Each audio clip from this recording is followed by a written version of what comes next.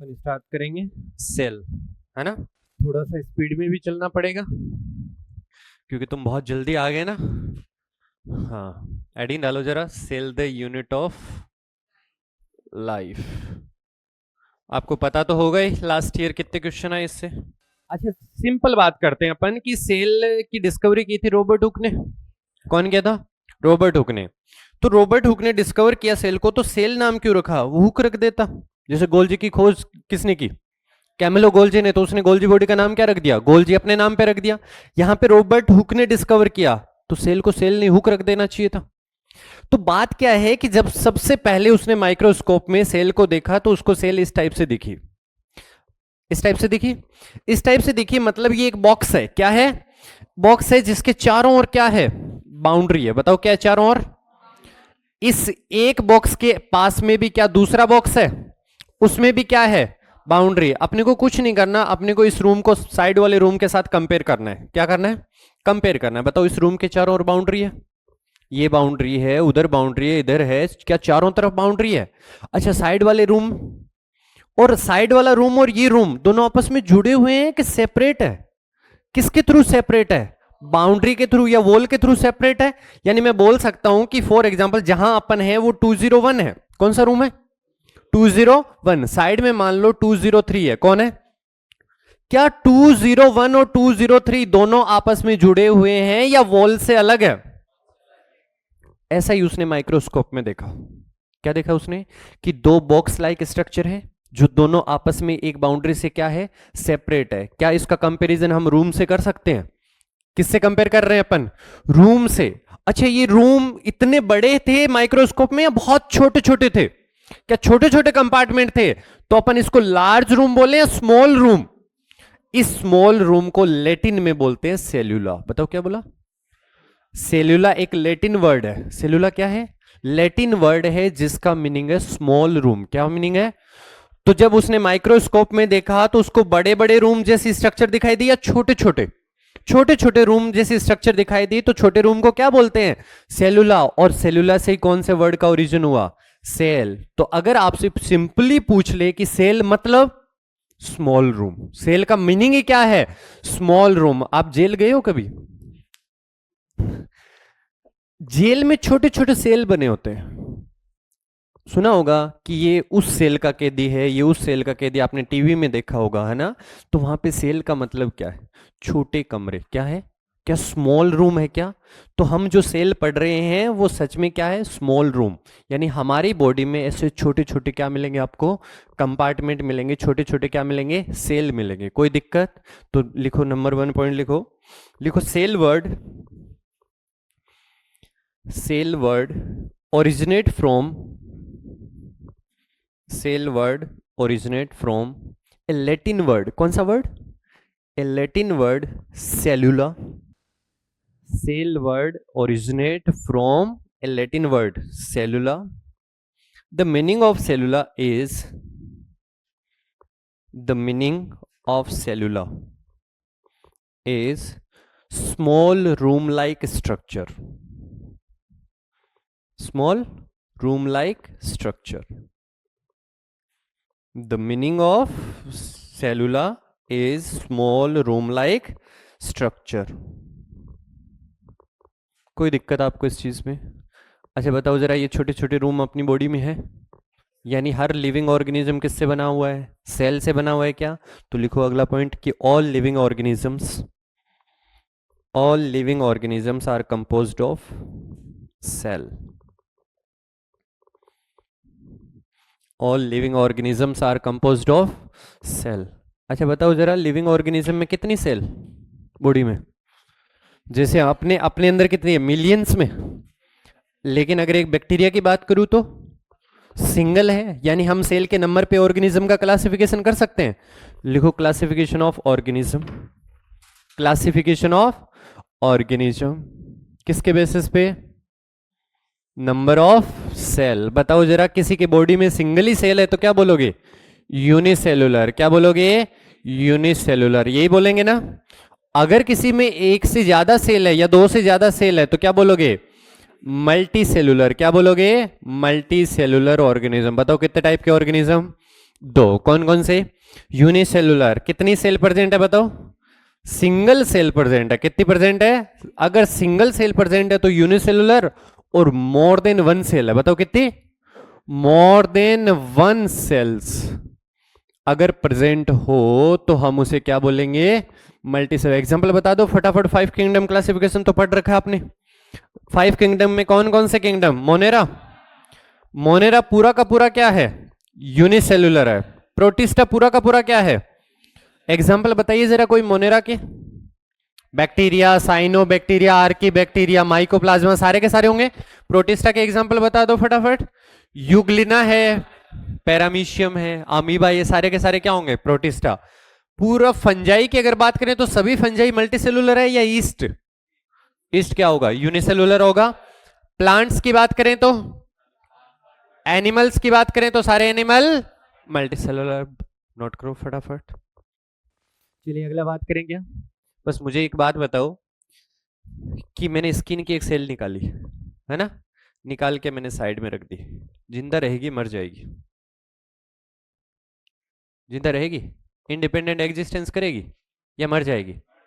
लेकिन अगर एक बैक्टीरिया की बात करूं तो जिंदा रहेगा या मर जाएगा? ऐसा क्यों भाई? बैक्टीरिया में भी तो सिंगल सेल है, और हम भी हमारी सेल को निकाल के रख रहे हैं तो वो भी क्या है? Single cell. क्या मल्टी सेलुलर की एक सिंगल सेल इंडिपेंडेंट एग्जिस्टेंस कर सकती है? नहीं कर सकती। लेकिन यूनिसेलुलर ऑर्गेनिज्म इंडिपेंडेंट एग्जिस्टेंस, ऐसा क्यों? अच्छा, जो अपना काम खुद कर ले, सारा काम खुद कर ले, उसको किसी की जरूरत नहीं है। क्या स्किन की सेल अपने सारे फंक्शन खुद परफॉर्म करती है? नहीं करती। लेकिन बैक्टीरिया अपने सारे फंक्शन खुद परफॉर्म करता है। बैक्टीरिया में मीजोजोम होता है तो वो रेस्पिरेशन करेगा। क्या करेगा? उसके पास पेरिप्लाज्मिक स्पेस है, अपना डाइजेशन खुद करेगा, है ना। यानी कहने का मतलब वो रेस्पिरेशन कर सकता है, अपना डाइजेशन खुद कर सकता है, अपनी मेटाबॉलिक एक्टिविटी सारी साइटोप्लाज्म में खुद परफॉर्म कर सकता है। यानी हम क्या बोल सकते हैं कि यूनिसेलुलर ऑर्गेनिज्म जितने भी है वो कैपेबल है इंडिपेंडेंट एग्जिस्टेंस के लिए। क्यों? क्योंकि वो सारे अपने जो एसेंशियल फंक्शन है वो खुद क्या कर लेते हैं? परफॉर्म करते हैं। इंपॉर्टेंट पॉइंट है, लिखो। जबकि मल्टीसेलुलर की एक सिंगल सेल इंडिपेंडेंट एग्जिस्टेंस नहीं करती, कारण कि वो सारे फंक्शन खुद परफॉर्म नहीं करती है। तो लिखो, अगला क्या लिखना है? लिखो कि all unicellular organisms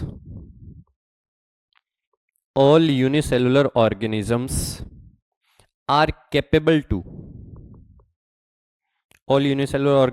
capable to independent existence and also perform all essential function of life. Unicellular organisms are capable to independent existence and also performing all essential function. कोई दिक्कत? चला जाए? ठीक है। बस मुझे एक छोटे से, मैं आपसे एक क्वेश्चन पूछ रहा हूं, आप मुझे उसका जवाब दीजिए। ये एक सेल बना रहा हूं, बताओ क्या है? ये सेल की सेल मेम्ब्रेन है, बोले तो प्लाज्मा मेम्ब्रेन। कोई दिक्कत? सेल में साइटोप्लाज्म है, बताओ कौन है? साइटोप्लाज्म है ना, सेल में साइटोप्लाज्म। और ये सेल का जेनेटिक मटेरियल है, लाइक डीएनए। बताओ कौन है? डीएनए। कितने स्ट्रक्चर है? 3। कौन कौन? प्लाज्मा मेम्ब्रेन, साइटोप्लाज्म और जेनेटिक मटेरियल है। साइटोप्लाज्म में आपको कंफ्यूजन ना हो इसलिए मैं बोल देता हूं कि इसमें राइबोसोम तो मिलेगा ही मिलेगा। क्या मिलेगा? आप बताइए मुझे, ये सेल कंप्लीट और इनकम्प्लीट? अगर कंप्लीट है तो मुझे एग्जांपल बताओगे, अगर इनकम्प्लीट है तो मुझे इसकी कमियां बताओ। मेरा एक ही क्वेश्चन आपसे, सेल कंप्लीट और इनकम्प्लीट, बताइए बताइए। प्रोकैरियोट्स है, सेल वॉल तो नहीं बनाई मैंने। कंप्लीट मान सकते हैं? एग्जांपल बताओ। माइटोकॉन्ड्रिया सेल नहीं है, ऑर्गेनल है। फटाफट बताओ। चलिए, अगर मैं इसको माइकोप्लाज्मा बोलूं तो क्या बोलूं? माइकोप्लाज्मा में सेल वॉल होगी? नहीं होगी। माइकोप्लाज्मा में सेल मेम्ब्रेन होगी? माइकोप्लाज्मा में साइटोप्लाज्म होगा? माइकोप्लाज्मा के अंदर जेनेटिक मटेरियल डीएनए होगा, न्यूक्लियस नहीं होगा। यानी ये सेल क्या है? कंप्लीट है। ये सेल क्या है? और एग्जाम्पल क्या है, माइकोप्लाज्मा। क्या ये इंडिपेंडेंट एग्जिस्टेंस कर सकती है? Yes, independent existence. Independent existence करने के लिए मिनिमम कितनी स्ट्रक्चर की रिक्वायरमेंट है? 3। पहला प्लाज्मा मेम्ब्रेन, दूसरा साइटोप्लाज्म, तीसरा जेनेटिक मटेरियल। अगर किसी के पास यूनिसेलुलर ऑर्गेनिज्म के पास ये 3 चीज है तो वो इंडिपेंडेंट एग्जिस्टेंस कर सकता है। कौन कौन सी? प्लाज्मा मेम्ब्रेन, साइटोप्लाज्म और अब की बार मैंने डीएनए हटा दिया, इंडिपेंडेंट एग्जिस्टेंस नहीं करेगी। क्या कंप्लीट स्ट्रक्चर से छोटी यूनिट, क्या बोला मैंने, कंप्लीट स्ट्रक्चर से कोई भी छोटी यूनिट इंडिपेंडेंट एग्जिस्टेंस शो करेगी? क्या नहीं करेगी। तो इंपॉर्टेंट पॉइंट लिखो, लिखो कि anything less than a complete structure, anything less than a complete structure of a cell. Bracket में क्या लिखोगे? कंप्लीट स्ट्रक्चर का मतलब लिखो, पूरा ब्रैकेट में लिखो। 3 कौन कौन? Plasma membrane, cytoplasm, genetic material. Anything less than a complete structure of cell, bracket में प्लाज्मा मेम्ब्रेन, जेनेटिक मटेरियल और साइटोप्लाज्म, तीनों है ना। तो anything less than a complete structure of cell does not ensure independent existence. Minimum हमें कितनी structure की जरूरत है? 3। अगर 3 से एक भी कम होगी तो वो इंडिपेंडेंट एग्जिस्टेंस नहीं करेगी। तो सेल को अगर जिंदा रहना है, अपने फंक्शन को परफॉर्म करना है, तो मिनिमम से मिनिमम रिक्वायरमेंट 3 है। 3 से अगर 2 हो गई तो वो इंडिपेंडेंट एग्जिस्टेंस नहीं करेगी। कोई दिक्कत? नेक्स्ट पॉइंट लिखो, क्या लिखा आपने? Anything less than a complete structure of cell does not ensure independent existence, hence cell is the fundamental structural and functional unit. Hence cell is the fundamental structural and functional unit of living.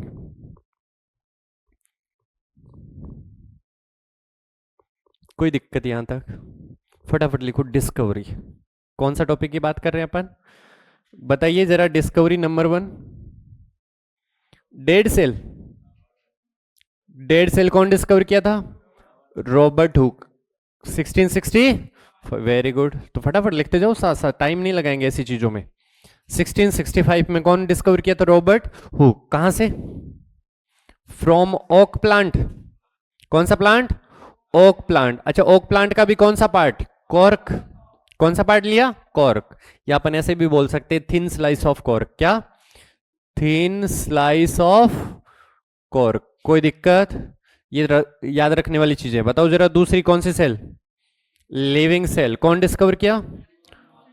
Anton von Leeuwenhoek. क्या इसी ने discover किया था? क्या? Anton von Leeuwenhoek. कब किया? Very good, 1674। Third बताओ, nucleus. Nucleus कौन डिस्कवर किया? Robert Brown. कौन किया था? Robert Brown. बताओ कब किया? Very good, 1831। From orchids. कौन से प्लांट से लिए? सबसे पहले डिस्कवरी कहां से की थी? ऑर्किड प्लांट से। फटाफट लिखो। अच्छा, एंटोन वॉन लीवेनहॉक ने किसको लिविंग बोला? जो चल सकता है वो लिविंग है। क्या? जो चल सकता है वो क्या है? लिविंग है। यानी जो सेल मूवमेंट कर सकती है, मूविंग सेल कैसी होती है? लिविंग। जो एक जगह रुकी हुई है वो क्या है? डेड। जबकि ये बात गलत है उसकी, कि जो चलने लायक है वो तो क्या है? जो नहीं चल सकती वो क्या है? डेड है। गलत बात है कि सही बात है? क्योंकि प्लांट तो नहीं चलते ना। चला जाए आगे। एडिनलो सेल थ्योरी।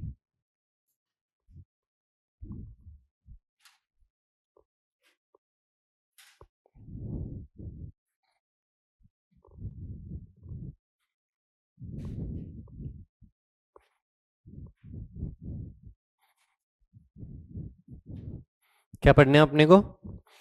अच्छा, डिस्कवरी अलग होती है, सेल थ्योरी अलग होती है। डिस्कवरी में तो बोल दिया कि ये सेल है, सेल में क्या है, सेल के फीचर क्या है, उसके बारे में अगर कोई बात करता है तो हम उसे क्या बोलेंगे? थ्योरी। क्या बोलेंगे? ध्यान से सुनना फटाफट, साथ साथ चाहे तो लिख लेना। नंबर 1, सेल थ्योरी देने वाले साइंटिस्ट के नाम बताओ।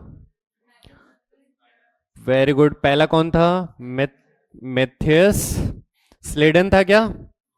ओके, ईयर बताओ। 18, वेरी गुड, याद रहना चाहिए 1838। दूसरा कौन था? थियोडोर। कौन था? थियोडोर स्वान। कौन था? थियोडोर स्वान। ईयर बताओ। 1839, आफ्टर 1 ईयर। ओके, फटाफट बताओ, ये जर्मन साइंटिस्ट था क्या? क्या था ये? जर्मन। ये क्या था? जर्मन। अब क्या ध्यान रखना है, एनसीईआरटी में अपडेट हो गया, क्या रखना है? दोनों क्या है? जर्मन। जर्मन साइंटिस्ट है, मतलब याद रखने की कोई जरूरत नहीं है। पहले वाले में कंफ्यूजन था, ये बॉटनिस्ट है, बताओ कौन है? और ये कौन है? जूलॉजिस्ट। कोई दिक्कत आपको यहां तक? एक बॉटनिस्ट है, दूसरा कौन है? जूलॉजिस्ट। जो स्लेडन है वो बॉटनिस्ट है, और स्वान क्या है? ओके, प्लांट उठाया, किसकी स्टडी करेगा? अरे बॉटनिस्ट है तो किसकी स्टडी करेगा? तो क्या बोला? Plant cell studied. जब इसने प्लांट सेल की स्टडी की तो इसने एक प्लांट सेल उठाई, क्या नाम है? ए। क्या बोला? ए के पास कौन है? बी। बी के पास? सी के पास? डी। बताओ क्या सारी सेल ग्रुप में है क्या? अरे सारी सेल अलग अलग एक ग्रुप में है। एक ही टाइप की, एक डिफरेंट टाइप की है। एक टाइप की होती तो ए लिखता। क्या सेम टाइप है या डिफरेंट? तो क्या बोला, ये सेल सेम टाइप की है डिफरेंट? तो बोला डिफरेंट काइंड ऑफ सेल। कौन सी सेल है? Different kind of cells. बताइए जरा, ये डिफरेंट काइंड ऑफ सेल्स किस में प्रेजेंट है? Present in group. बताओ किस में प्रेजेंट है? ग्रुप में प्रेजेंट है। और जब ग्रुप में प्रेजेंट होता है तो हम उसे क्या बोलते हैं? टिश्यू बोलते हैं। बताइए जरा, कोई दिक्कत आपको इस चीज में? कौन था साइंटिस्ट पहला? मेथियस स्लाइडन। मेथियस स्लाइडन जर्मन साइंटिस्ट होने के साथ साथ बॉटनिस्ट है। सबसे पहले किसकी स्टडी की? प्लांट सेल की। क्या बोला? कि प्लांट्स आर कंपोज्ड ऑफ, क्या बोला? Plants are composed of different kind of cells. These cells are present in group and form tissue. कोई दिक्कत आपको इसमें? चला जाए, बस इतना सा बोला इसने। दूसरा साइंटिस्ट कौन है? स्वान। क्या है स्वान? जूलॉजिस्ट है। तो बताओ किसकी स्टडी करेगा? Animal cell. किसकी स्टडी की? तो इसने एनिमल सेल स्टडी की। बताओ जरा, जब एनिमल सेल स्टडी की तो उसने बोला ये एनिमल सेल है। बताओ कौन सी सेल है? कवर्ड बाई थिक या थिन लेयर? किससे कवर्ड है? आज हम उसे क्या बोल रहे हैं? Plasma membrane. आज क्या बोल रहे हैं हम उसे? कोई दिक्कत? क्या बोला इसने? इसने बोला कि animal had a thin layer.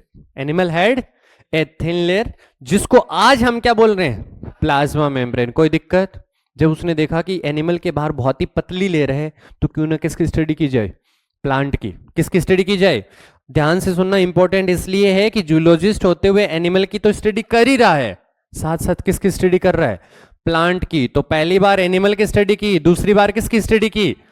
आप बताओ कि प्लांट सेल की स्टडी एक जूलॉजिस्ट कर रहा है या एक बॉटनिस्ट कर रहा है? कौन? स्वान। स्वान है वो जूलॉजिस्ट होते हुए किसकी स्टडी कर रहा है? प्लांट की स्टडी कर रहा है। इसने बोला ये प्लांट सेल के बाहर कौन है? थिक लेयर है। बताओ कौन है? थिन और थिक लेयर। और इस थिक लेयर को बोलते हैं सेल वॉल। क्या बोलते हैं? बताओ, क्या सेल वॉल होना एनिमल का करेक्टर है या प्लांट का?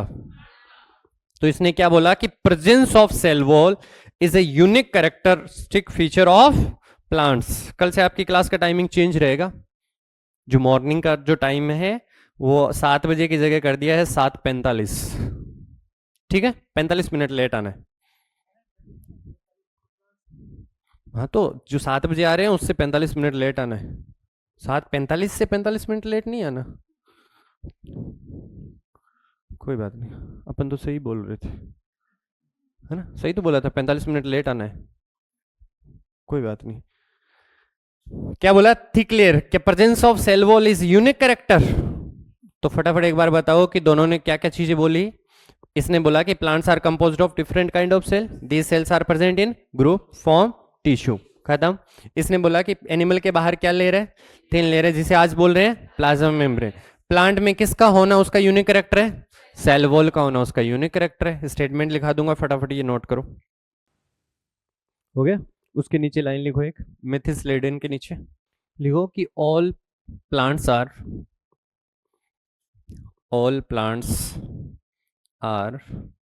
composed of different kind of cell.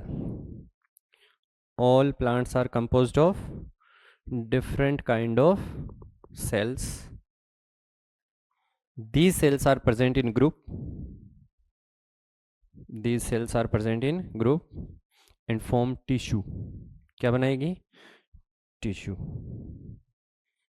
आप लोग सारे कोटा से हैं? कोई कोटा से है? बस बाकी बिहार से सारे? बाड़मेर? कहाँ से? बेंगलोर? पहली बार आए हो कोटा? ये पहले कोटा में ही थे? कहाँ पे? कौन से इंस्टीट्यूट? प्रीवियस? ओके. बाकी लोग एडमिशन नहीं ले रखा था किसी ने? कहाँ पे? एलन और सभी एलन. तो आकाश दिल्ली. कौन कैरियर विल? फिर काय को आया यहाँ? चल कोई ना, ठीक है, कोई बात नहीं. तो मेरी पड़ोसी है, याद रख. हाँ, मैं भी वहीं डेजर्ट का ही हूँ. चलिए, क्या बात कर रहे थे अपन कि डिफरेंट काइंड. ये तो हो गया ना. उसके नीचे एक लाइन लिखो. कोई बात नहीं, बढ़िया से पढ़ाई करो, कहीं से भी हो, कुछ भी हो. अपन तो फटाफट रिवाइज कर रहे हैं. ओके. कोई दिक्कत आ रही है? ज़्यादा फास्ट तो नहीं चल रहा? स्लो तो नहीं चल रहा? वो मेरे पे छोड़ो. तुम्हें सही लग रहा है? बस. क्या बोला आपने? ये हो गया. इसके नीचे लाइन लिखो. लिखो कि animal cell covered by a thin layer.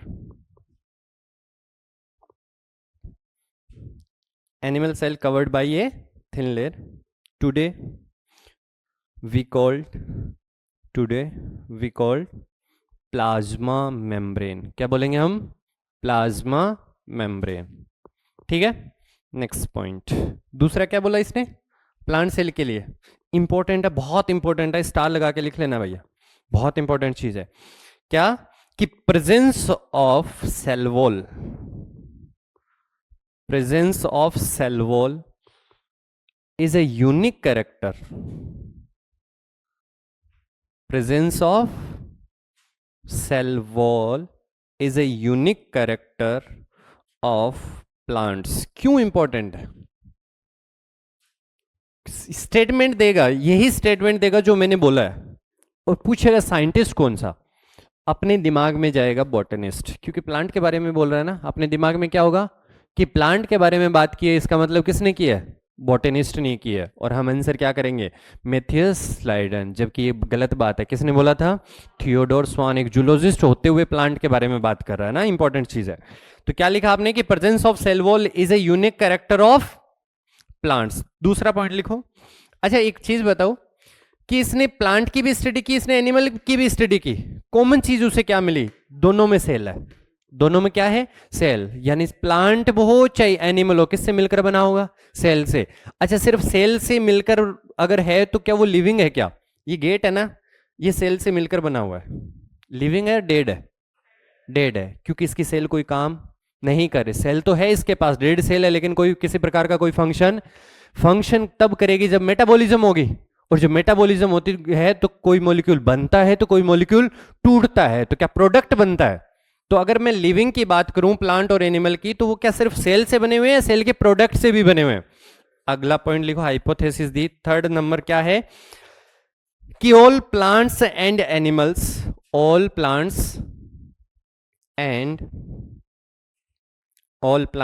Animals are composed of cell and product of cell. All plants and animals are composed of cell and product of cell. क्या सिर्फ लिविंग के लिए सेल होना जरूरी है? नहीं भाई, सेल फंक्शन भी करना चाहिए. फंक्शन करेगी तभी क्या बनेगा? प्रोडक्ट बनेगा. मेटाबॉलिज्म होगी तभी क्या बनेगा? प्रोडक्ट. सेल तो इस गेट के पास भी है, लेकिन ये लिविंग नहीं है, कारण ये मेटाबॉलिज्म नहीं कर रहा है. तो क्या सही बात बोली क्या इसने? सारी चीजें सही बोली, लेकिन इसको ये नहीं पता चला कि ये दोनों सेल कहां से आई. ये दो डॉटर सेल है. कौन है ये? दो डॉटर सेल है. बताओ ये दो डॉटर सेल कहां से आई, इसके बारे में स्लीडन और स्वान को कोई आइडिया नहीं है. लेकिन आपको तो आइडिया है ना. क्या आइडिया है? कि यहां पर कोई पेरेंट सेल होगी. क्या होगी यहां पर, उसने क्या किया होगा, डिवीजन किया होगा, तब जाकर कितनी सेल बनी है, 2। यानी जो नई सेल बनती है वो किससे बनती है, प्री एग्जिस्टिंग सेल। क्या इस चीज को एक्सप्लेन कर पाए सेल थ्योरी, तो लिखो डीमेरिट। सेल थ्योरी की क्या बात करनी है अपने को, demerits, demerits of cell theory लिखो। They did not explain, they did not explain how they did not explain how a new cell were formed. They did not explain how a new cell were formed. कोई दिक्कत, कमी है, इस कमी को दूर करने के लिए कौन आया, रुडोल्फ विर्चो आया। क्या उस थ्योरी का नाम मॉडिफाइड सेल थ्योरी है, एडिनालो मॉडिफाइड सेल थ्योरी। इस कमी को पूरा किसने किया, रुडोल्फ विर्चो ने। तो जब रुडोल्फ विर्चो ने इस कमी को पूरा किया तो सेल थ्योरी वही रहेगी या मॉडिफाई हो जाएगी, तो क्या लिखेंगे अपन, एडवांस सेल थ्योरी या मॉडिफाइड सेल थ्योरी, तो लिखो modified cell theory oblique advance cell theory, modified cell theory और एडवांस सेल थ्योरी। अच्छा, इसके लिए आप लोगों ने एक नाम तो सुना होगा लेकिन मीनिंग शायद आपको पता नहीं होगा, सेल लिनिएज थ्योरी। सुना है क्या कभी, डायरेक्ट क्वेश्चन आता है कि सेल लिनिएज थ्योरी कौन दिया, तो ओब्लिक करके मॉडिफाई लिखा था ना आपने, उसे एक साथ और लिखो सेल लिनिएज। कौन सी थ्योरी, सेल लिनिएज थ्योरी भी बोलते हैं इसको, ठीक है। क्यों बोलते हैं उसके बारे में अभी बात करते हैं। लिनिएज का मतलब होता है एंसेस्टर। क्या होता है लिनिएज का मतलब, लिनिएज जस्ट एक लैटिन वर्ड है, क्या है, लैटिन वर्ड है जिसका मीनिंग क्या है, एंसेस्टर। एंसेस्टर क्या होते हैं, पूर्वज। क्या होते हैं, पूर्वज। तो नाम क्या है थ्योरी का, सेल लिनिएज थ्योरी। यानी सेल है वो कहां से आ रही है, पूर्वज। पूर्वज बोले तो पिछली, तो क्या ये पुरानी सेल है, इसमें डिवीजन हुआ, डिवीजन होने से कौन सी सेल बनी, क्या नई सेल बनी, तो ये नई सेल किससे बनी है, पूर्वज सेल से बनी है। तो थ्योरी का नाम क्या है, सेल लिनिएज थ्योरी। बहुत बार आता है ये वर्ड, सेल लिनिएज मतलब पुरानी सेल से किसका फॉर्मेशन होना, नई सेल का। कौन दिया बताओ जरा, रुडोल्फ विर्चो। कौन दिया, कब दिया रुडोल्फ विर्चो ने ये, 1855। कोई दिक्कत, इन्होंने लैटिन में ही बोला। कौन सी लैंग्वेज में बोला, लैटिन में। सेलुला, क्या बोला, ओमनिस सेलुला। क्या बोला, ओमनिस सेलुला, ई सेलुला। बताइए जरा मीनिंग बताओ। ओमनिस का मतलब क्या होता है, न्यू। ओमनिस का मतलब न्यू। सेलुला तो अभी थोड़ी देर पहले बात किया था, सेल। ई मतलब ओल्ड, ई का मतलब क्या होता है, पुराना। और वापस कौन हो गया, सेल। बताओ जरा क्या बोलोगे, ऑल न्यू सेल। क्या बोलोगे, all new cells arise from pre existing. Pre बोले तो पुरानी, एग्जिस्टिंग सेल। कोई दिक्कत, क्या नई सेल बनती है वो किससे बनती है, प्री एग्जिस्टिंग सेल। बनाओ फटाफट, सिंपल बातें कर रहे हैं।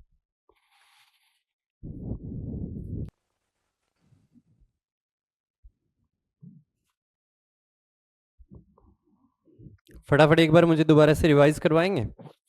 बताओ सेल थ्योरी देने वाले कितने साइंटिस्ट, 2। पहले का नाम मेथिस स्लाइडेन, दूसरे का नाम स्वान। स्लाइडेन 1830, स्वान दोनों ही जर्मन है। बॉटनिस्ट कौन है, स्लेडन बॉटनिस्ट है और स्वान जूलॉजिस्ट है।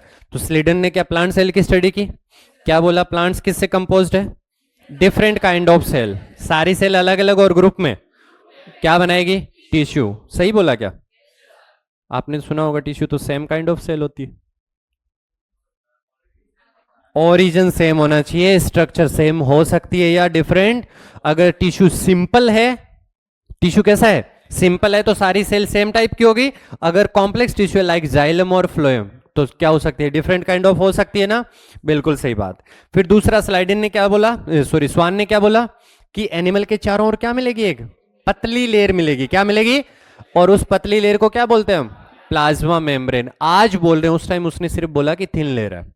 दूसरा कौन था, उसी ने वापस किसकी स्टडी की, प्लांट सेल की। क्या बोला कि प्लांट के पास किसका होना, सेल वॉल का होना उसका क्या है, यूनिक कैरेक्टर, लेकिन वो थ्योरी को कंप्लीट नहीं कर पाए। कमी क्या रख दी उन्होंने कि नई सेल कैसे बनती है उसको एक्सप्लेन नहीं कर पाए। तो उस कमी को दूर करने के लिए कौन आया, रुडोल्फ विर्चो। कौन सी थ्योरी दी, सेल लिनिएज या मॉडिफाइड या एडवांस। कब दी, 1855। क्या बोला लैटिन में, ओमनिस सेलुला ई सेलुला, all new cell arise from.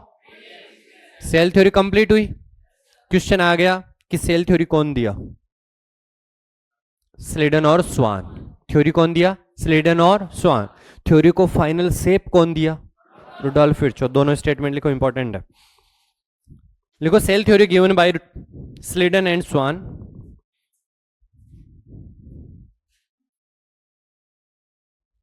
Cell theory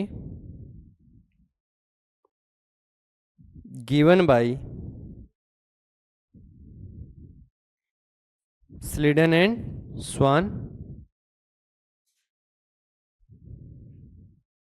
given by Schleiden and Schwann. Next point लिखो, final shape of cell theory. Final shape of cell theory given by Rudolf Virchow. तो क्वेश्चन आ गया सेल थ्योरी दिया कौन, तो Schleiden और स्वान। ऐसे पूछ लिया सेल थ्योरी को फाइनल शेप कौन दिया, उसकी कमी को दूर किसने किया, तो रुडोल्फ विर्चो। कोई दिक्कत। अगर मैं आपसे पूछूं व्हाट इज सेल थ्योरी, पढ़ ली, सेल थ्योरी खत्म हो गई, बताइए what is cell theory. Conclusion क्या निकला, कंक्लूजन निकला कि all new cell arise from, all animal and plants are composed of cell and product of.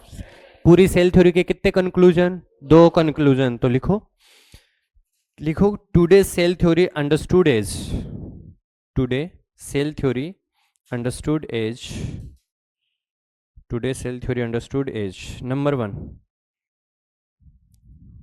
एक स्वान का पॉइंट उठा लो कि all plants and animals, all plants and animals are, all plants and animals are composed of cell and product of cell. All plants and animals are composed of cell and product of cell. दूसरा बताओ, all new cell arise from pre-existing cell.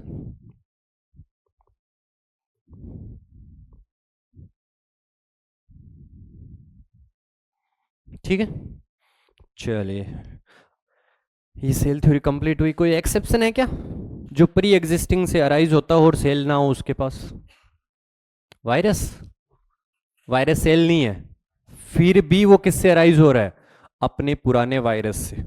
Virus के पास cell है या नहीं है, नहीं है, फिर भी वो किससे अराइज हो रहा है, अपने पुराने वायरस से अराइज हो रहा है। तो क्या वो एक्सेप्शन हुआ सेल थ्योरी का, तो लिखो exception of cell theory, exception of cell theory. Virus कौन है, वायरस। सेल थ्योरी हुई कंप्लीट। अब कुछ चीजें जो आपको ऑलरेडी पता है, फटाफट बस मुझे बताते जाओ, साथ में लिखते जाओ। साइज ऑफ सेल, हेडिंग डालो size of cell, size of cell में बताओ जरा फटाफट बताओ, स्मॉलेस्ट सेल कौन है,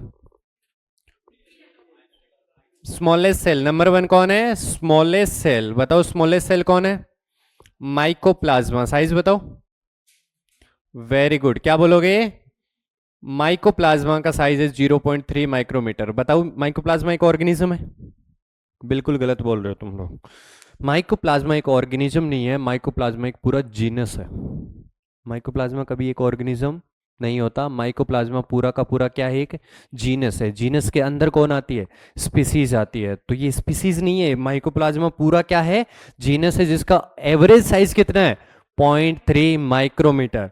अगर इस माइकोप्लाज्मा जीनस में भी स्मॉलेस्ट ऑर्गेनिज्म देखना है तो कौन है, पीपीएलओ। कितना साइज, 0.1 माइक्रोमीटर। तो माइकोप्लाज्मा कोई ऑर्गेनिज्म नहीं, पूरा का पूरा क्या है, जीनस है, ध्यान रखोगे। ओके, दूसरा स्मॉलेस्ट के बाद लार्जेस्ट लिख ले, बताओ फटाफट बताओ, largest cell ostrich egg, an ostrich egg cell. बताओ कोई दिक्कत।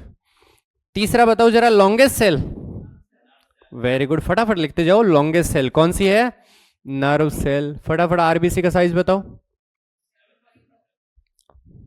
आरबीसी 7, कितना है 7 माइक्रोमीटर। बताओ बैक्टीरिया का साइज बताओ।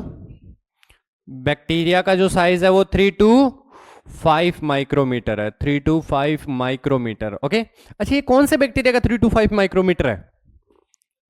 कोकस। किसका है? कोकस। जो राउंड शेप के होते हैं ना उनका डायमीटर है 3 to 5। लेकिन नेचर में सबसे ज्यादा कौन मिलते हैं? बेसिलस। कौन मिलते हैं? और बेसिलस जो सबसे ज्यादा मिलता है उसे टिपिकल बोलते हैं क्या? क्या बोलोगे? Typical bacteria. टिपिकल बैक्टीरिया में आता है बेसिलस, जिसकी लेंथ जो होगी वो कितनी होगी? 1 से 2 माइक्रोमीटर। कितनी होगी? 1 से 2 माइक्रोमीटर। कोई दिक्कत? लास्ट बताओ 7 नंबर, यूकैरियोटिक सेल। जो ज्यादातर एवरेज जो टिपिकल यूकैरियोटिक सेल है उसका साइज बताओ। यूकैरियोटिक सेल का साइज होगा 10 to 20 माइक्रोमीटर। बताओ कितना? 10 से 20 माइक्रोमीटर है ना। और वायरस का बता दो फटाफट। वायरस है 0.022 टू 0.2 माइक्रोमीटर। ये है ना। वायरस कोई सेल नहीं है, फिर भी एक पार्टिकल है, उसका साइज हम देख रहे हैं। फटाफट बनाओ, ये तो याद होना ही चाहिए। स्मॉलेस्ट सेल कौन हुई? माइकोप्लाज्मा, 0.3 माइक्रोमीटर एवरेज साइज हुआ। जिसमें भी स्मॉलेस्ट कौन है? PPLO, 0.1 micrometre. फिर लार्जेस्ट सेल की बात करें तो ऑस्ट्रिच एग सेल। उसके बाद अगर हम बात करें किसकी? लॉन्गेस्ट सेल की, तो कौन है? Narrow cell. आरबीसी की बात करें तो 7 माइक्रोमीटर। फिर एक बैक्टीरिया की बात करें तो 3 to 5 माइक्रोमीटर। टिपिकल बैक्टीरिया की बात करें तो 1 to 2 माइक्रोमीटर।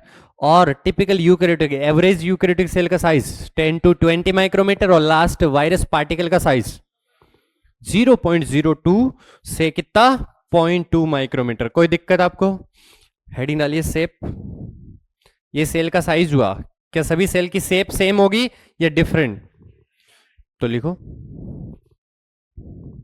लिखो the shape of cell, the shape of cell may vary due to their different function। Question आता डायरेक्ट। आपने सुना होगा कि सेल की शेप एक ना होकर डिफरेंट डिफरेंट क्यों है? क्योंकि उनके फंक्शन क्या होते हैं? अलग अलग होते हैं। तो क्या फंक्शन के आधार पे उसका शेप होता है क्या? जैसे फॉर एग्जांपल ट्रेकिड है। ट्रेकिड जो होती है वो ट्यूब लाइक या इलोंगेटेड होती है, कारण पानी का ट्रांसपोर्ट करे। क्या करे? ऐसे वेसल्स होती है वो भी क्या ट्यूब लाइक होती है, कारण वाटर का ट्रांसपोर्ट करे, है ना। कुछ जैसे अगर अपन बात करें मीजोफिल सेल वगैरह होती है, वो क्या होती है? ओवल शेप होती है, कारण वो क्या करती है? डायरेक्ट सनलाइट को कैप्चर करती है ना। इसके अलावा नर्व सेल होती है, वो क्या होती है? लॉन्ग होती है और ब्रांच होती है, ताकि हर जगह से रिसेप्टर से क्या हो? बाइंड हो, हर तरीके का सिग्नल को क्या कर सके? कैप्चर कर सके। तो सेल का शेप अलग अलग क्यों है? क्योंकि उनके फंक्शन क्या है। एसर्सन रीजन का क्वेश्चन बन सकता है आराम से कि सेल का फंक्शन अलग अलग होता है, क्यों? सेल का शेप अलग अलग होता है, क्यों? क्योंकि उनके फंक्शन क्या होते हैं? अलग अलग होते हैं ना। ध्यान रखोगे इन चीजों का। बताइए जरा शेप में फटाफट बताओ। सबसे पहले आरबीसी कैसी होती है? राउंड और बाइकॉनकेव। राउंड और बाइकॉनकेव होगी ना। चलिए फर्स्ट नंबर लिखो आरबीसी। नंबर 1 कौन है? आरबीसी। आरबीसी कैसी होगी? या तो राउंड होगी या कैसी होगी? बाइकॉनकेव। राउंड और बाइकॉनकेव। तो हमने बोला round and biconcave. WBC amoeba जैसी होती है। कैसी होती है? अमीबा की जैसी होती है। तो अमीबा की तो कोई पर्टिकुलर शेप होती नहीं है, होती नहीं है। तो क्या अमीबोइड बोलोगे? क्या बोलोगे? अमीबोइड। तो कैसी होगी? अमीबोइड। और बताओ ट्रैकिड, अभी थोड़ी देर पहले बात की थी, कैसी होगी? इलोंगेटेड। कैसी होगी? इलोंगेटेड है। कौन है इलोंगेटेड? ट्रैकिड। और बताओ कौन सी है? Nerve cell. बताओ नर्व सेल कैसी है? नर्व सेल तो सबसे लॉन्गेस्ट है ना। और कैसी होगी? लॉन्ग और ब्रांच होगी। तो क्या बोलोगे? लॉन्ग और ब्रांच्ड होगी। तो ये है लॉन्ग एंड ब्रांच्ड। और कोई सेल? मीजोफिल। कौन सी सेल? कहां होती है मीजोफिल? पत्तियों में होती है? बताओ जरा। राउंड होगी? ओवल शेप भी हो सकती है, राउंड भी हो सकती है, तो क्या बोलोगे? Round and Oval shape. बताओ कैसी होगी? Round and Oval shape. एक और सेल बच गई, बताओ। कोल्यूमिनार एपिथेलियल सेल कैसी होगी? Very good. Columnar epithelial cell कैसी होगी? Long and narrow. लॉन्ग ऐसे होगी क्या? साइड वाइज क्या होगी? नेरो होगी। बताओ जरा इनका न्यूक्लियस कहाँ होगा? ऊपर होगा या बेस पे? क्या बोलोगे इसे? Long and narrow. कोई दिक्कत? Long and narrow. बनाओ फटाफट। हो गया? हो गया? चलिए हेडिंग डालिए, an overview of the cell.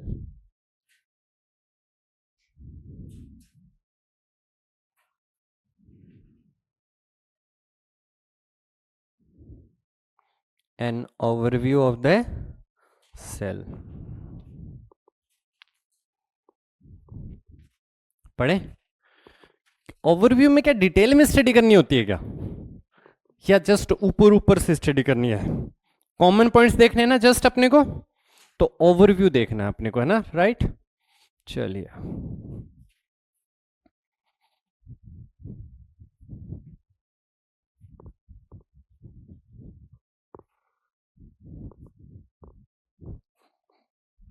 वैसे अपन 2 क्लास के जितना कंटेंट कर चुके हैं, सफिशिएंट है। जो भी पढ़ेंगे एक्स्ट्रा पढ़ेंगे। ओके। एन ओवरव्यू, क्या? Overview of the cell. ठीक है। सबसे पहले अपन कैरेक्टर लेते हैं। बताओ क्या लिए? कैरेक्टर। अच्छा, अपने को सारी सेल पढ़नी है ना, जितनी भी इस नेचर में है। चलो बताओ, बैक्टीरिया यूकैरियोट है प्रोकैरियोट? प्रोकैरियोट, यानी हमें प्रोकैरियोट के भी कॉमन कैरेक्टर देखने पड़ेंगे।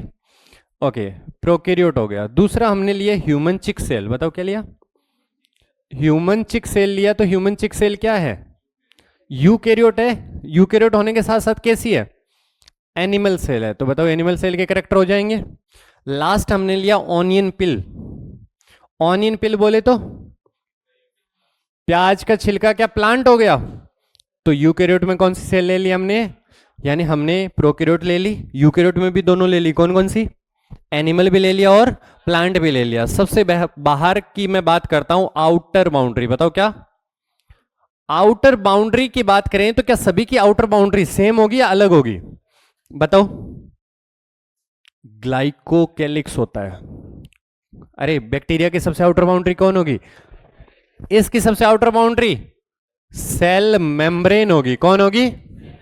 इसमें सेल वॉल। क्या चीज सीखा आपने? कि सभी सेल की बाउंड्री डिफरेंट डिफरेंट होती है ना।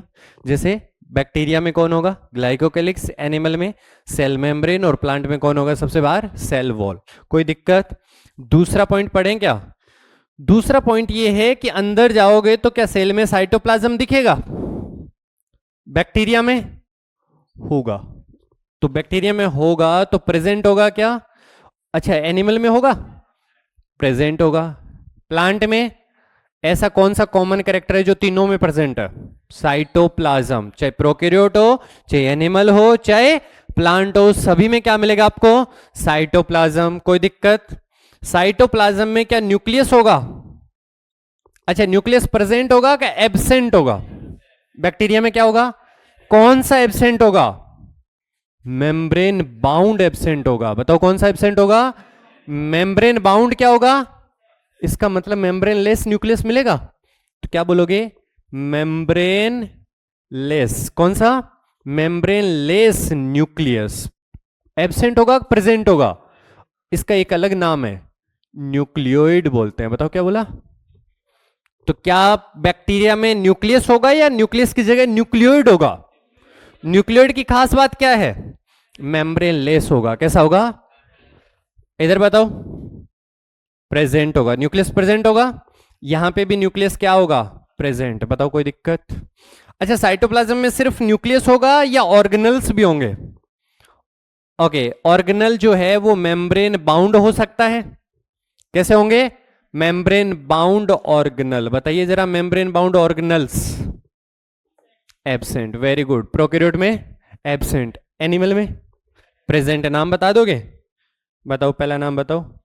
ईआर होगा, गोल्जी होगा, लाइसोसोम होगा, माइटोकॉन्ड्रिया होगा, plastid.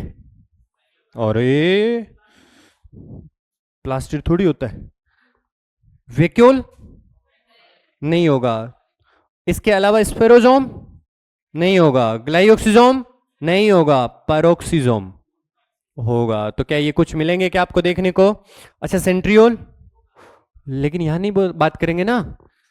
Membrane bound, membrane bound में सेंट्रियोल नहीं रखेंगे, वो कैसा है? मेम्ब्रेन लेस है। बताओ एनिमल में क्या मेम्ब्रेन बाउंड प्रेजेंट है?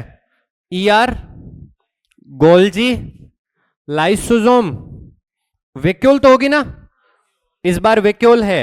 माइटोकॉन्ड्रिया है, वेरी गुड, माइटोकॉन्ड्रिया भी है। बताओ प्लास्टिड है, वेरी गुड, प्लास्टिड भी है। पैरोक्सिसोम है, पैरोक्सिसोम भी है। ग्लाइओक्सिसोम है, ग्लाइओक्सिसोम है। स्फेरोजोम भी है क्या? तो ये स्फेरोजोम भी है। अब बताओ यहां से देख के आपको ओवरव्यू से क्या पता लगता है कि मेम्ब्रेन बाउंड ऑर्गेनल सभी सेल में एक जैसे नहीं होते, कुछ कुछ कॉमन होते हैं, बाकी क्या होते हैं? डिफरेंट। जैसे कि बैक्टीरिया में तो कोई होता ही नहीं है, एनिमल में जो है या प्लांट में है उनमें भी डिफरेंस है। प्लांट में वैक्यूल है तो एनिमल में वैक्यूल, प्लांट में प्लास्टिड है तो एनिमल में प्लास्टिड, प्लांट में ग्लाइओक्सिसोम है तो एनिमल में नहीं है, प्लांट में स्फेरोजोम है तो एनिमल में नहीं है। सेम चीज है या अलग अलग है? अलग अलग है। लास्ट पॉइंट बताओ कि सेल ऑर्गेनल हमेशा मेम्ब्रेन बाउंड होंगे या मेम्ब्रेन लेस भी होते हैं? बताओ अगला कौन? Membrane less organelle. बताओ कौन से होंगे? होगा ना, बैक्टीरिया में होगा। कौन होगा? राइबोसोम। कौन होगा? कौन सा राइबोसोम? 70s। क्यों 70s से आगे बात करेंगे, लेकिन होगा ना। कौन सा होगा? 70s। प्रेजेंट और एब्सेंट? पहला बताओ सेंट्रियोल, कौन होगा? दूसरा कौन सा राइबोसोम? दोनों हो सकते हैं ना। राइबोसोम, राइबोसोम जो मेन राइबोसोम होगा वो तो क्या होगा? ATS.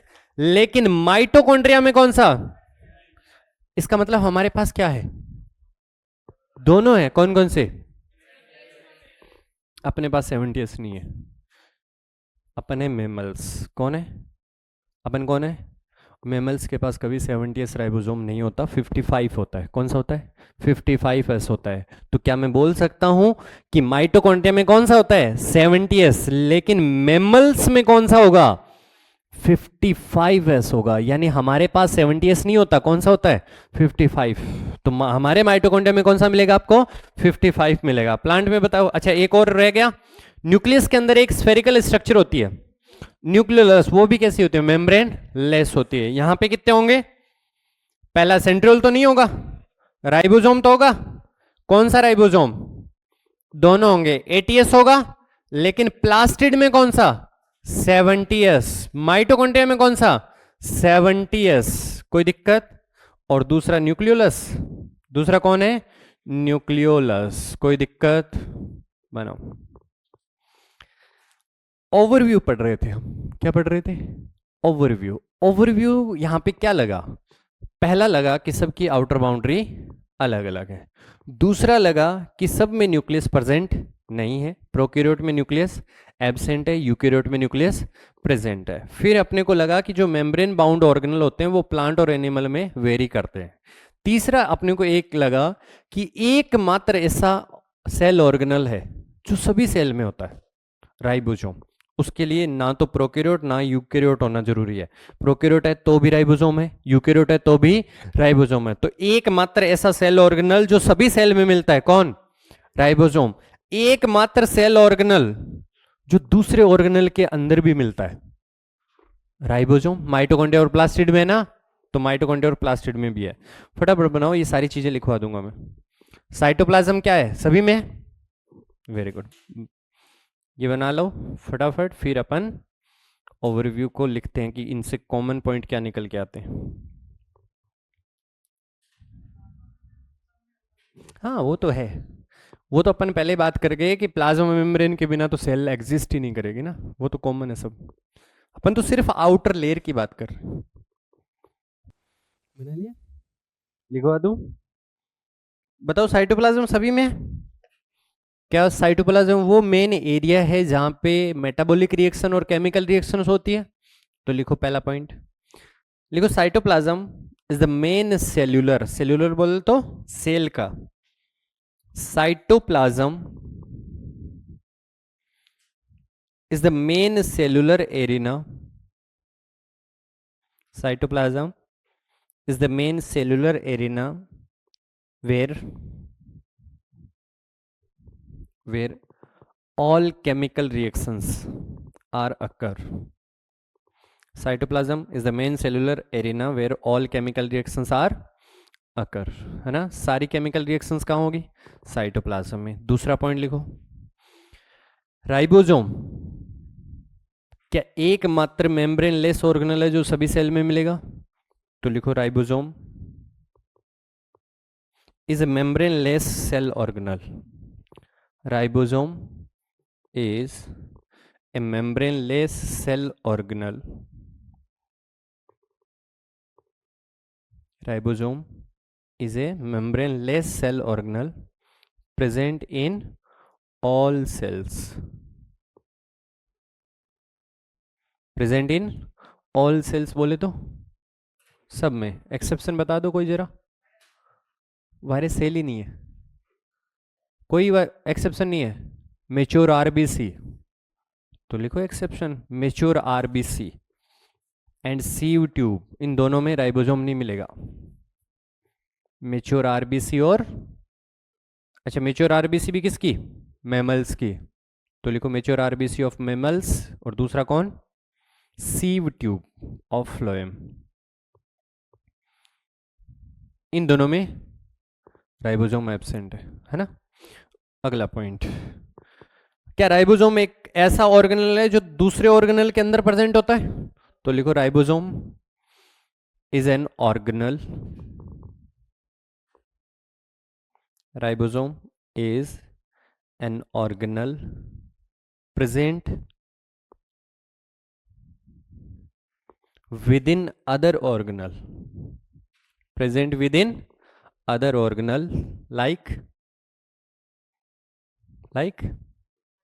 mitochondria and plastid, mitochondria and plastids। कोई दिक्कत? हाँ, ER के अंदर नहीं होगा, सरफेस ऑन ER, ER के अंदर नहीं होगा। मैंने क्या बोला है? Present with in other organelle, यानी ऑर्गेनल के अंदर। ऊपर तो कहां मिलेगा आपको? ER पे मिल जाएगा या प्लाज्मा मेम्ब्रेन की सरफेस पे मिल जाएगा। तो हम ऊपर की बात नहीं कर रहे हैं, हम किसकी बात कर रहे हैं?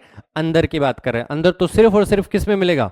माइटोकॉन्ड्रिया और प्लास्टिड। ऑन द सरफेस लिखा हुआ है, गलत मत कर देना। क्या लिखा हुआ है? On the surface of ER, ठीक है ना? चलिए ये बात हो गई। अब हेडिंग डालिए prokaryotic cell, prokaryotic cell.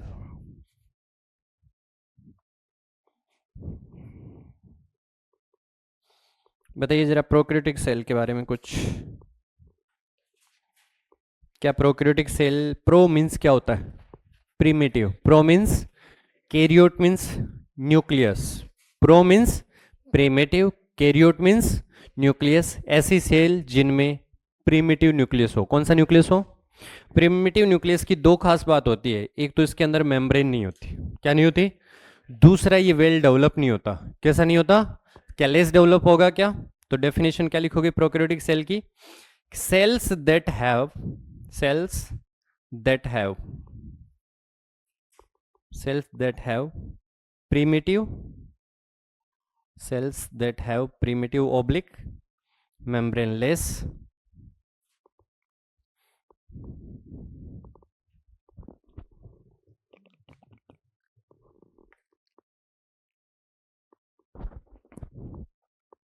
cells that have primitive oblique membrane less oblique less developed nucleus,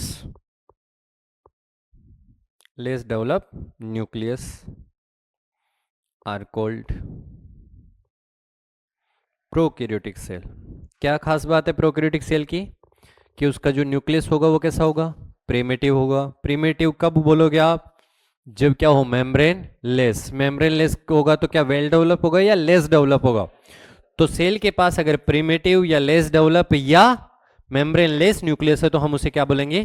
prokaryotic cells. थोड़ी देर पहले हमने सेल के साइज लिखे थे, जहां पे प्रोकैरियोटिक सेल के नाम पे बैक्टीरिया 3 to 5 माइक्रोमीटर या 1 to 2 माइक्रोमीटर, जबकि एक यूकैरियोटिक सेल का साइज क्या था? 10 to, बताओ जरा, प्रोकैरियोटिक सेल साइज में छोटी होगी किसके कंपैरिजन में?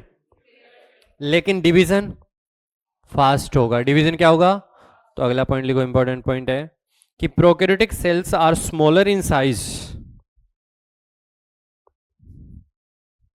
Prokaryotic cells are smaller in size but rapidly divide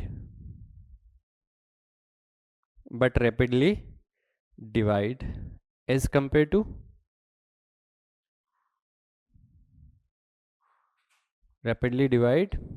compared to eukaryotic cell. कोई दिक्कत? चलो दूसरा पॉइंट, ये जो प्रोकैरियोटिक सेल्स होती है इनमें मेम्ब्रेन बाउंड ऑर्गेनल होते हैं कि नहीं होते? एब्सेंट होते हैं। क्या होते हैं?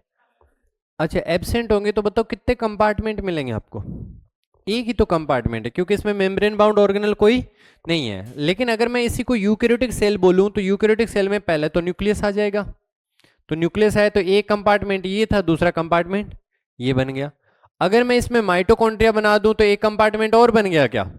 अगर मैं इसमें प्लास्टिड बना दूं तो एक कंपार्टमेंट और, लाइसोसोम बना दूं तो एक कंपार्टमेंट और। बताओ प्रोकैरियोट में कितने कंपार्टमेंट? सिंगल। प्रोकैरियोट में कितने कंपार्टमेंट? क्यों सिंगल? क्योंकि मेम्ब्रेन बाउंड ऑर्गेनल एब्सेंट है। यूकैरियोट में कितने कंपार्टमेंट? Multiple compartment. कारण मेम्ब्रेन बाउंड ऑर्गेनल्स प्रेजेंट है। तो लिखो अगला स्टेटमेंट, लिखो in prokaryotic cell single chamber system. कितने chamber system? Single chamber system is present. Single chamber system is present because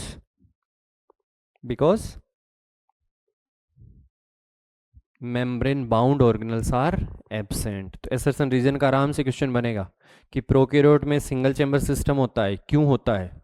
क्योंकि उनके अंदर मेम्ब्रेन बाउंड ऑर्गेनल्स क्या होते हैं? एब्सेंट होते हैं। कोई दिक्कत? तो क्या लिखा आपने? In prokaryotic cell membrane single chamber system is present because membrane bound organelles are, अच्छा मेम्ब्रेन बाउंड ऑर्गेनल्स एब्सेंट होंगे बट मेम्ब्रेन लेस तो प्रेजेंट होंगे ना। तो अगला पॉइंट लिखो कि membraneless organelle ribosome is present.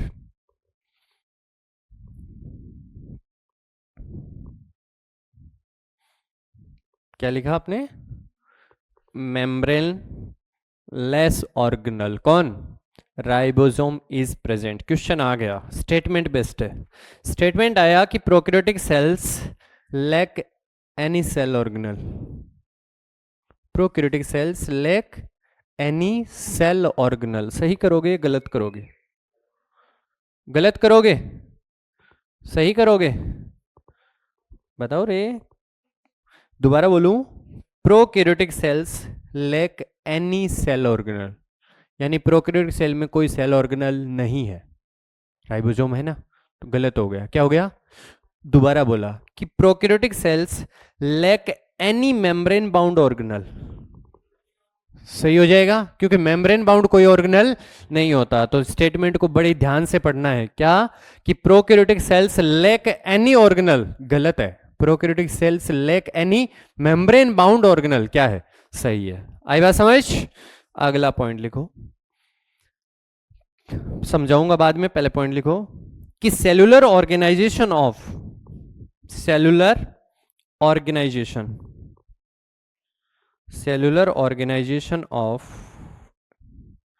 Prokaryotic cells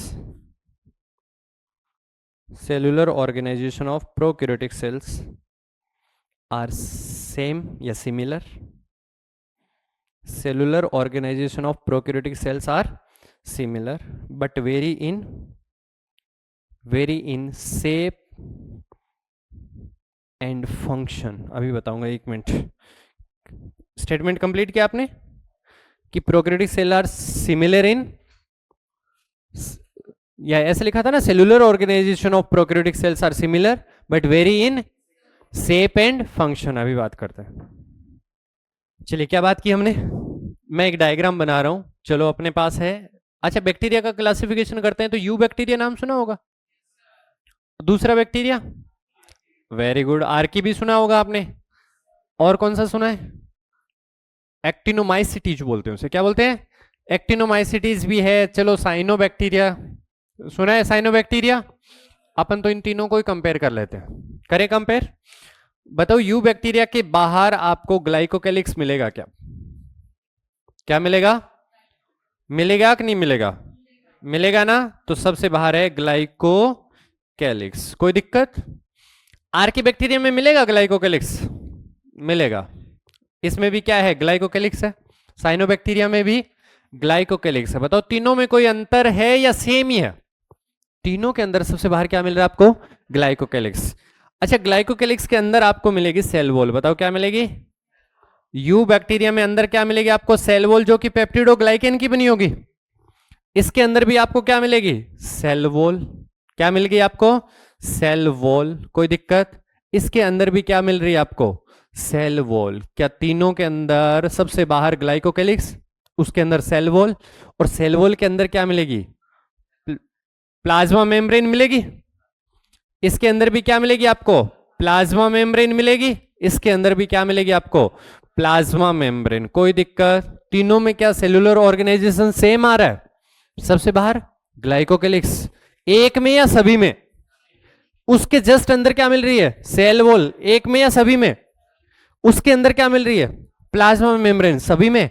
अंदर सभी में क्या मिलेगा, साइटोप्लाज्म, सभी में अंदर क्या मिल रहा है, और सभी के अंदर जेनेटिक मटेरियल मिल रहा है, मेम्ब्रेन बाउंड और मेम्ब्रेन लेस। बनावट में कोई फर्क है कि सबकी बनावट एक जैसी है, सेलुलर ऑर्गेनाइजेशन सभी का क्या है, same.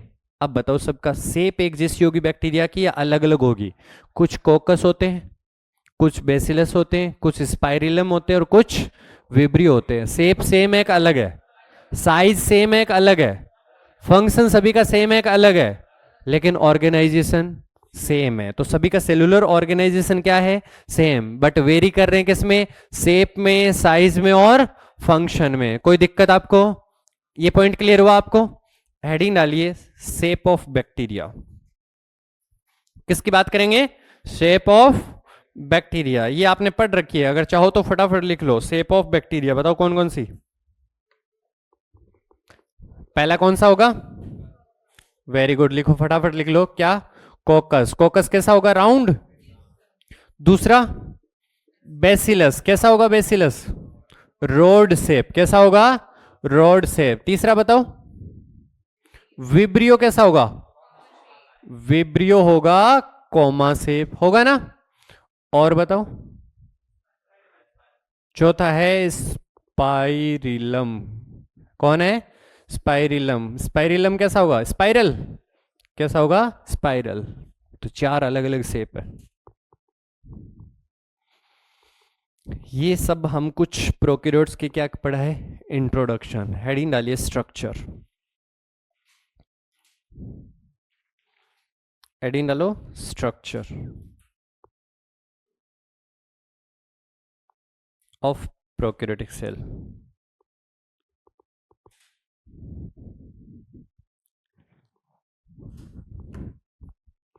Structure of prokaryotic cell.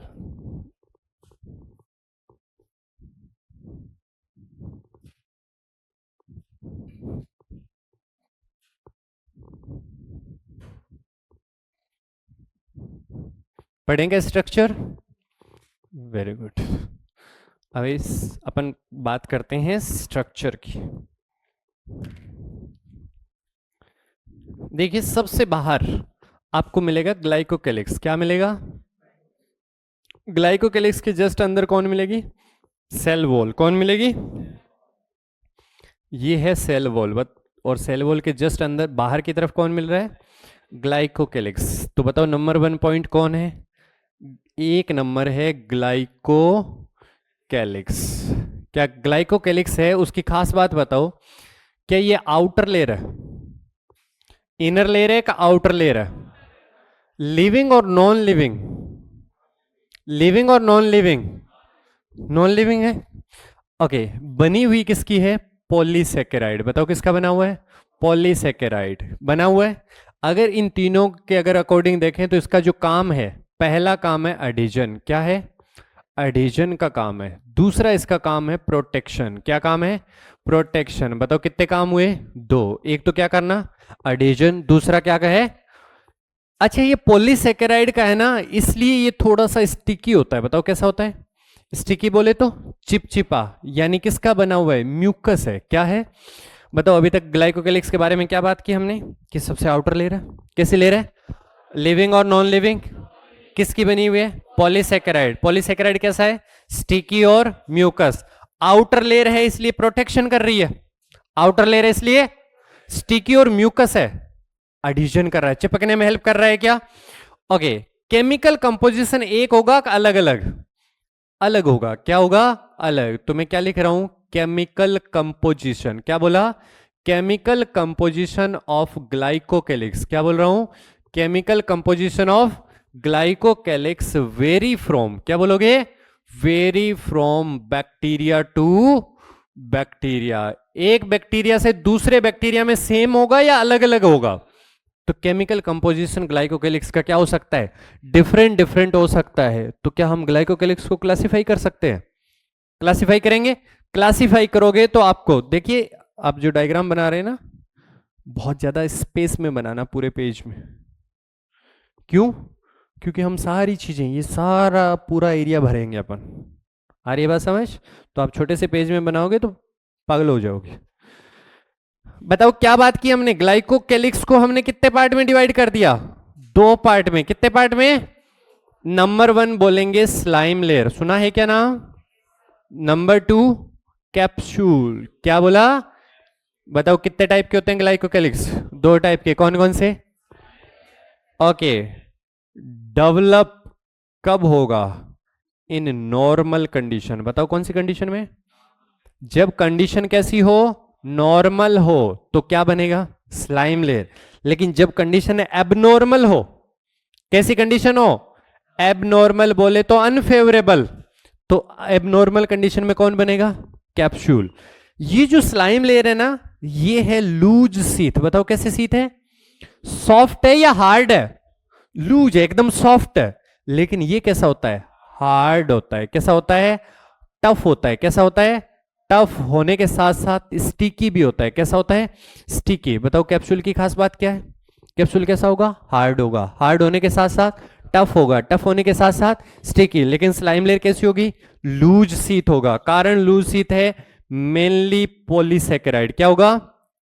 Mainly क्या मिलेगा आपको इसमें?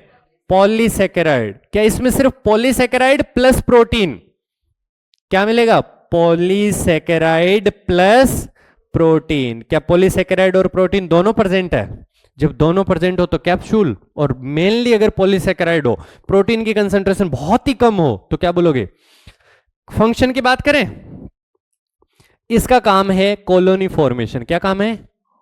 Colony formation. कॉलोनी फॉर्मेशन मतलब एक बैक्टीरिया को दूसरे बैक्टीरिया से क्या करना? चिपकाना। एक बैक्टीरिया को दूसरे बैक्टीरिया से चिपकाने का काम किसका? स्लाइम लेयर का। दूसरा प्रिवेंट। क्या करेगा? Prevent water and mineral loss. क्या करेगा? Water and mineral loss. Bacteria की बॉडी से वाटर लॉस और मिनरल लॉस को प्रिवेंट करना किसका काम है? किसका काम है? स्लाइम लेयर का। आई बात समझ? अगर इधर बात करें अपन, कैप्सूल का काम क्या है? कैप्सूल पहली बात बताओ कैसा है? हार्ड और टफ है। नॉर्मल कंडीशन में बन रहा है कि एबनॉर्मल? बैक्टीरिया के लिए एबनॉर्मल कंडीशन क्या हो सकती है? या तो हाई टेम्परेचर होगा, या वो हमारी बॉडी में चला गया। जब हमारी बॉडी में जाएगा तो इम्यून सिस्टम जाते उसको मारेगा। लेकिन अगर बाहर टफ और हार्ड कवरिंग होगी, क्या हमारा इम्यून सिस्टम उस बैक्टीरिया को मार पाएगा? नहीं मार पाएगा। तो क्या कैप्सूल का काम बैक्टीरिया को हमारे यानी होस्ट के इम्यून सिस्टम से बचाना है? क्या काम करना है? होस्ट के इम्यून सिस्टम से बचाने का काम किसका है? तो क्या बोलोगे कि इट हाइड, छुपाता है क्या? It hide bacterium. It hide bacterium from host immune system. किससे बताओ जरा? Host immune system. कोई दिक्कत? इसका मतलब बैक्टीरिया हमारे शरीर में गया है, शरीर में गया है तो क्या प्रेजेंट किस में होगा? पैथोजेनिक। अरे अपनी बॉडी में गया है मतलब बैक्टीरिया कैसा होगा? पैथोजेनिक। और ज्यादातर जो पैथोजेनिक बैक्टीरिया होते हैं वो ग्राम पॉजिटिव या ग्राम नेगेटिव होते हैं?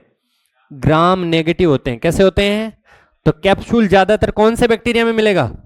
दोबारा बात करनी है अपने को। बैक्टीरिया की सबसे आउटर बाउंड्री का नाम ग्लाइकोकेलिक्स। साथ साथ बताओ सबसे बाहर कौन है? ग्लाइकोकेलिक्स है। कैसे ले रहा है? लिविंग और नॉन लिविंग? किसकी बनी हुई है? पॉलीसेकेराइड। पॉलीसेकेराइड कैसा है? स्टिकी और म्यूकस। आउटर लेयर है इसलिए प्रोटेक्शन, म्यूकस और स्टिकी इसलिए एडेशन। केमिकल कंपोजिशन सेम और डिफरेंट? वेरी करेगा? वेरी करेगा तो ग्लाइकोकेलिक्स दो पार्ट में, कौन कौन सा? स्लाइम लेयर और कैप्सूल। स्लाइम लेयर कब डेवलप होगा? Normal condition. कैप्सूल कब?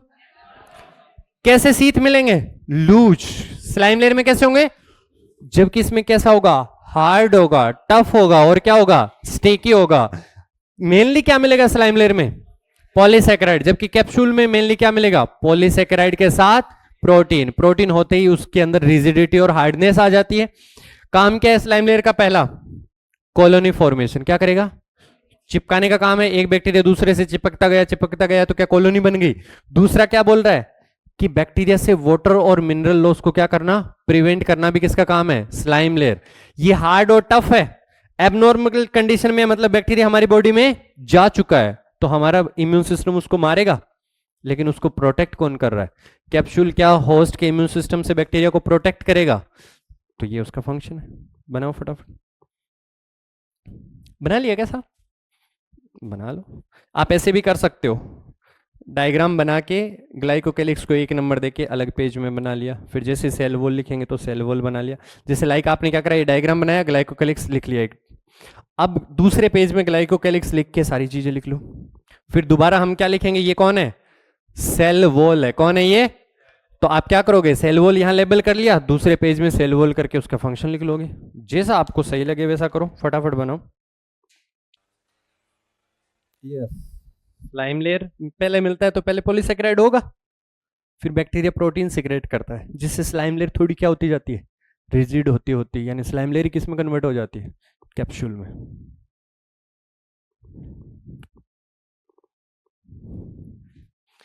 आज के टॉपिक में कोई प्रॉब्लम? ज्यादा तो नहीं पढ़ा ना? आप कितना एक्सपेक्ट करते हो? एक दिन में एक चैप्टर? क्या बात कर दी?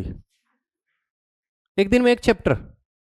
वो तो फिर एनसीईआरटी पढ़ने से पॉसिबल है। ओनली एनसीईआरटी पढ़नी है? वो तो मुझे पता है, सही पढ़ा रहा हूं तभी इन्होंने रख रखा है, वरना तो निकाल देते ना। है? सही नहीं पढ़ाता तो कौन रखता? बता। हाँ, स्पीड।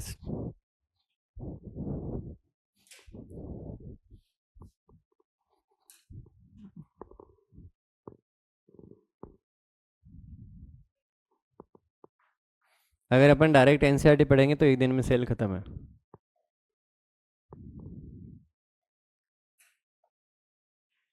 हाँ, एक कंडीशन में मैं डायरेक्ट एनसीईआरटी से पढ़ा सकता हूँ।